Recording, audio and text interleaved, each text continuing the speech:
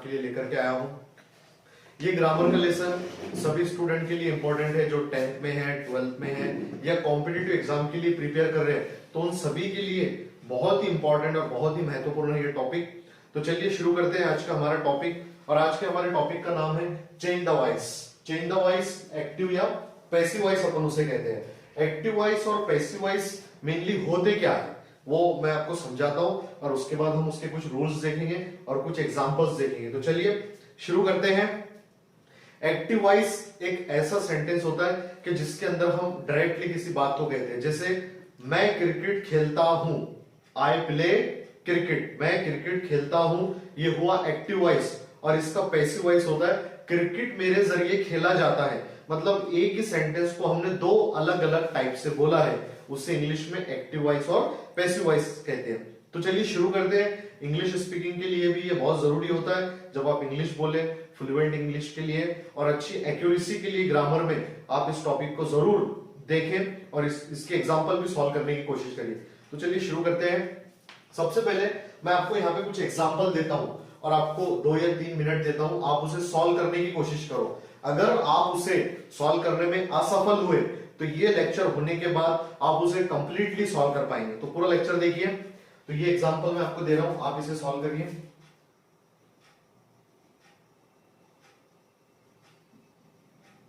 You play hockey, you play hockey, आपको इसका passive voice बनाना है। एक और सेंटेंस मैं आपको देता हूं,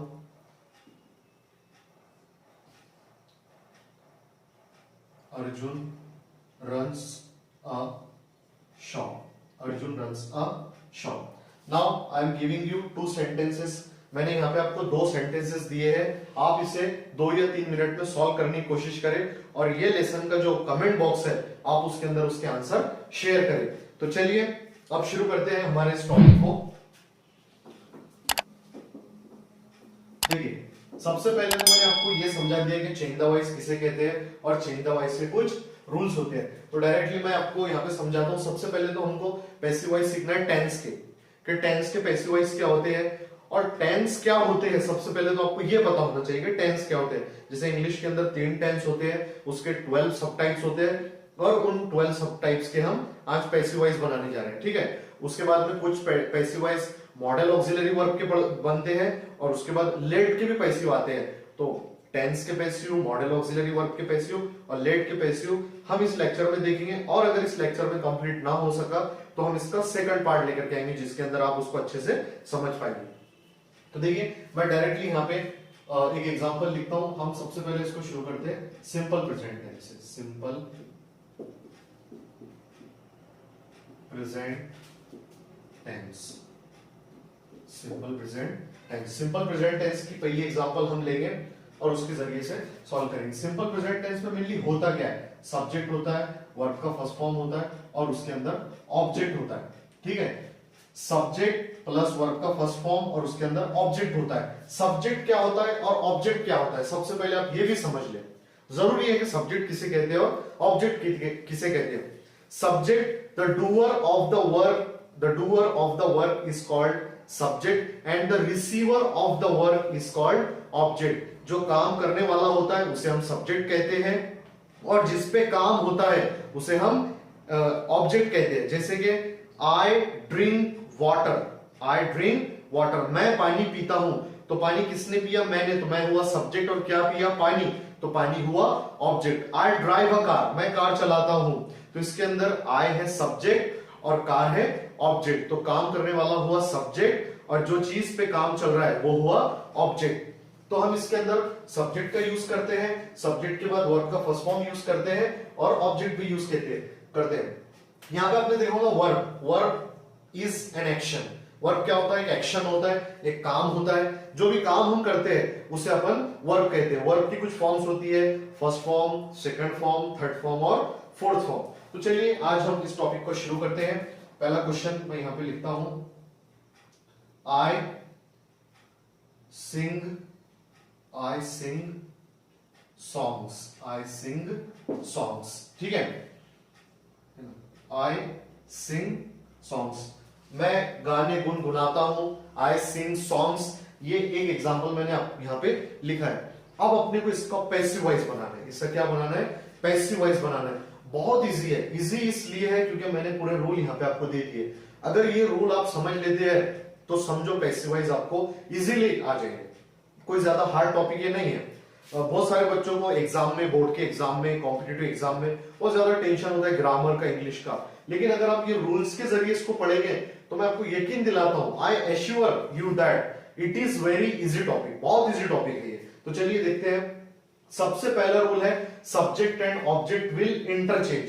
subject and object will interchange.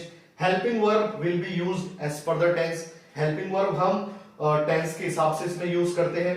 V3 past participle verb का थर्ड फॉर्म। हर पैसिव के अंदर V3 past participle will be used in each passive. जितने भी पैसिव वॉइस बनते हैं उसके अंदर वर्ब का थर्ड फॉर्म ही आता है। पैसिव वॉइस अगर बनाना है तो उसमें थर्ड फॉर्म ही आएगा। उसके बाद में by will be used after V3। Verb के थर्ड फॉर्म के बाद हम बाय का यूज करते हैं। और यहाँ पे कुछ प्रोनाउंस होते हैं, तो प्रोनाउंस का जो सब्जेक्टिव प्रोनाउन होते हैं हम उसको चेंज करते हैं ऑब्जेक्टिव प्रोनाउन में। जैसे कि आई का मी हो जाता है, यू का यू, वी का अस, दे का देम, ही का हिम, शी का हर, इट का इट होता है। और नेम का नो चेंज, मतलब कोई नेम आ गया किसी व्यक्ति का या किसी जानवर का, एनिमल का, या कोई भी नाम आ गया तो उसके अंदर कोई चेंज नहीं आता है। नाम जैसा का वैसा ही रहने वाला है। तो यहाँ पे अब आप देखिए कि हम इसको कैसे चेंज करते हैं। तो सबसे पहले आप ये देखो कि इसके अंदर सब्जेक्ट क्या है। सब्जेक्ट क्या आपको देखना है। अभी मैंने कुछ मिनट पहले आपको बताया कि सब्जेक्ट और ऑब्जेक्ट क्या होता है। तो यहाँ पे जो आई है वो काम करने वाला है, the doer of the work, and the receiver of the work is songs. वो गा रहा है लेकिन क्या? सॉन्ग्स, है ना। तो यहाँ पे सब्जेक्ट है आई और सॉन्ग्स है ऑब्जेक्ट। और हमारा पहला रूल कहता है subject and object will interchange in the sentence. Interchange का मतलब होता है सेंटेंस में ही रहकर अपनी जगह को बदल देना। तो सॉन्ग्स आ जाएगा ऑब्जेक्ट, ये सब्जेक्ट की जगह पे, तो आप यहाँ पे लिखते हैं सॉन्ग्स। सॉन्ग्स तो मतलब subject object will interchange. Object आ गया सब्जेक्ट की जगह पे। सेकंड रूल देखिए, helping verb will be used as per the tense. Tense के हिसाब से हम इसके अंदर हेल्पिंग वर्ब का यूज करते हैं। अब यहाँ पे कौन सा टेंस है? सिंपल प्रेजेंट टेंस है। सिंपल प्रेजेंट टेंस के हेल्पिंग वर्ब कितने हैं तो सभी को पता है, डू और डज। डू और डज ये दो हेल्पिंग वर्ब है सिंपल प्रेजेंट टेंस के। लेकिन जब हम एक्टिव वॉइस से पैसिव वॉइस बनाते हैं और सेंटेंस सिंपल प्रेजेंट टेंस का हो तो हम उसके अंदर helping verb simple present tense के नहीं यूज करते हैं। हम हेल्पिंग वर्ब इसके अंदर यूज करते हैं प्रेजेंट कंटीन्यूअस के। प्रेजेंट कंटीन्यूअस के हेल्पिंग वर्ब होते हैं am, is, are. Present continuous के हेल्पिंग वर्ब है तीन, एम, इज, आर। तो helping verb will be used as per the tense. Simple present tense है, प्रेजेंट कंटीन्यूअस के हेल्पिंग वर्ब यूज करो। अब सॉन्ग सिंगुलर है कि प्लूरल है? सॉन्ग सिंगुलर है या प्लूरल है? अगर एक सॉन्ग है तो सिंगुलर और एक से ज्यादा है तो plural.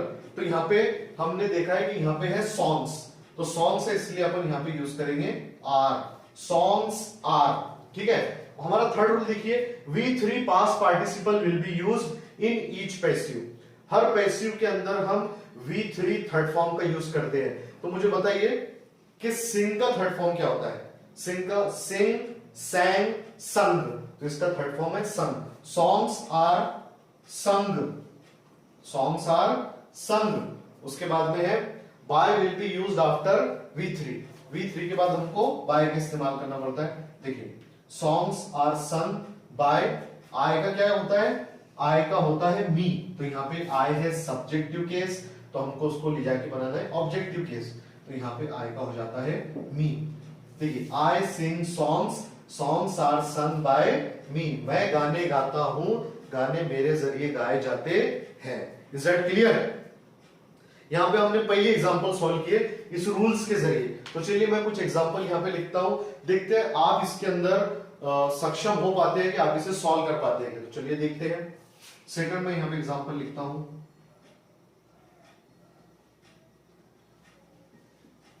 We solve the problems, we solve the problems, we solve the problems.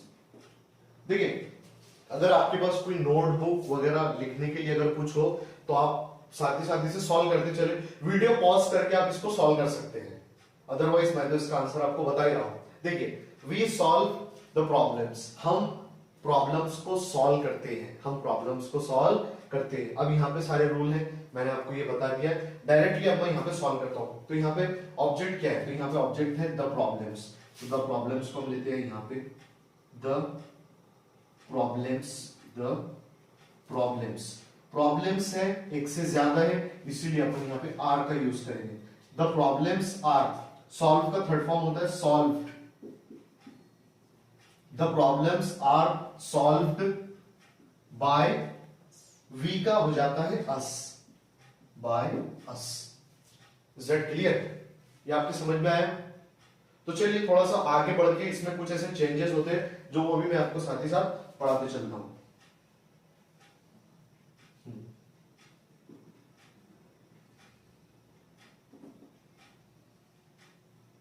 Granny relates the stories.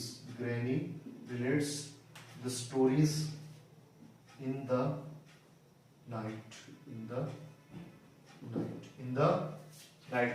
Granny relates the stories in the night. तो यहां पे अब आपको सबसे पहले ढूंढ के निकालना है कि यहां पे ऑब्जेक्ट क्या है। देखिए, Granny relates the stories, यहाँ पे रिलेट्स का मतलब होता है कहानियां सुनाना, रिलेट्स मतलब कहानियां सुनाना, तो यहाँ पे बात चल रही है कहानियों की, the stories. Granny relates the stories, तो मतलब स्टोरीज है इसमें ऑब्जेक्ट, और इन द नाइट है एडिशनल पार्ट, तो हम इसका पैसिव इस तरह से बनाते हैं the stories are related, the stories are related by Granny. The stories are related by Granny in the night. In the night. तो ये सेंटेंस के अंदर मैं आपको एक बात समझाना चाहता हूं कि अगर कोई सेंटेंस के अंदर एडिशनल पार्ट आ जाए, कोई सेंटेंस के अंदर अगर एडिशनल पार्ट आ जाए लास्ट में, तो लास्ट के एडिशनल पार्ट को हमको लास्ट में ही रखना है। नहीं तो कुछ बच्चे क्या करते हैं, the stories in the night पूरा लेते हैं और पूरा यहां लाने के बाद उसको सॉल्व करते हैं। तो हमको क्या करना है, सिर्फ ऑब्जेक्ट को लेना है और जो लास्ट का पार्ट है उसको लास्ट में रखना है। तो ये हमने यहाँ पे कुछ सिंपल प्रेजेंट टेंस के पैसिव वॉइस इस लेक्चर के अंदर सीखने की कोशिश की है, इसके रूल्स वगैरह भी हमने समझने की कोशिश की है। तो इसके बाद जो प्रेजेंट कंटिन्यूअस के है, प्रेजेंट परफेक्ट टेंस के है, जितने भी हमारे मॉडल ऑक्सिलरी वर्ब के और लेट के पैसिव बचे हैं, तो हम कुछ लेक्चर के जरिए उसको सॉल्व करने की कोशिश करेंगे। So thank you so much for watching this video, thank you so much.